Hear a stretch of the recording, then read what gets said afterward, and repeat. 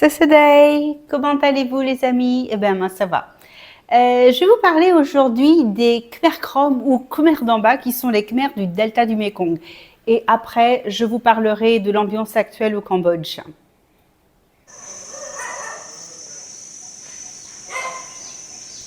Voici la pagode Chua-Ang, qui est une pagode de bouddhisme Theravada, comme au Cambodge, comme en Thaïlande, comme au Laos. Cette pagode est une des plus anciennes du delta du Mékong, et certainement la plus ancienne, il me semble. À savoir que les Khmers étaient les premiers occupants de la région. Ils sont maintenant le second groupe ethnique du delta et ils représentent 32% de la population à Travin. Donc Travin est une assez grande ville. Elle n'est pas d'un grand intérêt, mais je vous conseillerais quand même de vous y arrêter parce qu'elle est très intéressante d'un point de vue justement origine khmer. En 1956, la République du Vietnam a forcé les Khmers à prendre un nom vietnamien et à parler vietnamien. Donc ils ont essayé de leur faire perdre leur langue, un peu comme chez nous en Bretagne tout simplement et dans d'autres régions. Donc toutes les écoles qui étaient liées aux pagodes ont été fermées. Alors maintenant ça a changé, ça s'est bien assoupli. Vous voyez que ces gens parlent khmer au temple sans aucun problème et sans aucune crainte. Mais dès qu'ils passent en dehors, c'est plutôt du vietnamien ou alors c'est du khmer, mais tout doucement, c'est pas vraiment évident. La plupart des familles se marient quand même entre eux, ils restent entre khmer. Je pense qu'ils parlent khmer à la maison, mais je sais qu'ils viennent au temple pour pratiquer le khmer. C'est ce que le moine m'a dit, tout du moins.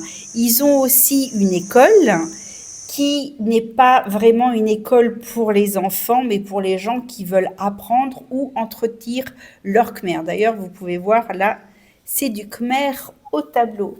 Bon, c'est un peu spaghetti, mais je ne l'apprends pas encore, mais je l'apprendrai un jour.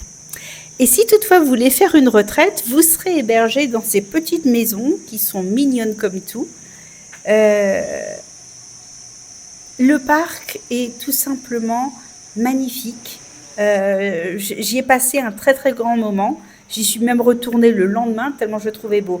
Il y a une partie du temple que je n'ai pas eu le droit de filmer parce que c'est le temple original qui est tout en bois avec des peintures sur le bois qui est en très très bon état, mais bon, je comprends, il faut respecter le culte des gens. Il y a aussi un centre de soins que je n'ai pas voulu filmer, où les moines dispensent des soins énergétiques, on va dire, dans une grande pièce commune ouverte sur l'extérieur. Il devait y avoir une dizaine de moines et une dizaine de patients, plus pas mal de gens qui faisaient la queue à l'extérieur. Contrairement à d'autres youtubeurs qui veulent faire le buzz, qui s'improvisent journalistes ou historiens, ce n'est pas du tout ce que je vais faire aujourd'hui. Je vais juste vous parler de l'ambiance actuelle à Siem Reap, parce que je ne peux pas parler pour ailleurs dans le pays. Alors à Siem Reap, les gens ne sont pas particulièrement inquiets, évidemment ils sont concernés. Il y a beaucoup de monde en ville. Alors c'est samedi aujourd'hui, je filme la vidéo un jour avant de la diffuser. Il y a toujours autant de monde le week-end parce qu'il y a plein de gens de Phnom Penh qui viennent ici passer le week-end. Franchement, on ne voit strictement aucun changement. C'est que quand on parle avec les Cambodgiens que oui, ils sont attristés. Ils n'ont pas l'air trop inquiets, mais ils sont attristés. Il y a beaucoup de collectes de nourriture qui se sont mises en place pour les soldats qui sont sur le front et pour les gens qui ont été évacués de ces régions du nord, donc autour du temple de Prévire, qui s'étend jusqu'à la frontière du sud-Laos. Donc les villages les plus à risque ont été évacués. Ils sont apparemment venus en périphérie de Siem Reap, mais en ville, je ne vois aucun réfugié. Il y a vraiment un élan de générosité énorme. surtout de la part de gens qui n'ont rien. C'est impressionnant à voir. Je sais que les Français sont en train de s'organiser. J'ai l'impression que ça se fait par nationalité. Donc pour l'instant, on attend, on ne sait pas.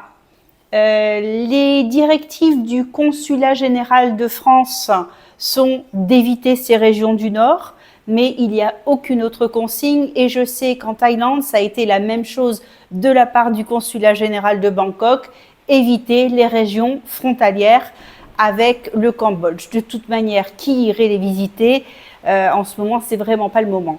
Mais le reste du pays a aucun souci. Je connais des gens à Phnom Penh, à Kampot, il n'y a vraiment aucun souci pour l'instant.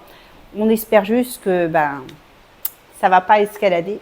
Donc, on verra bien. On croise les doigts, on prie, peu importe, chacun à sa façon. Bon, j'espère ne pas vous avoir sapé le moral pour autant.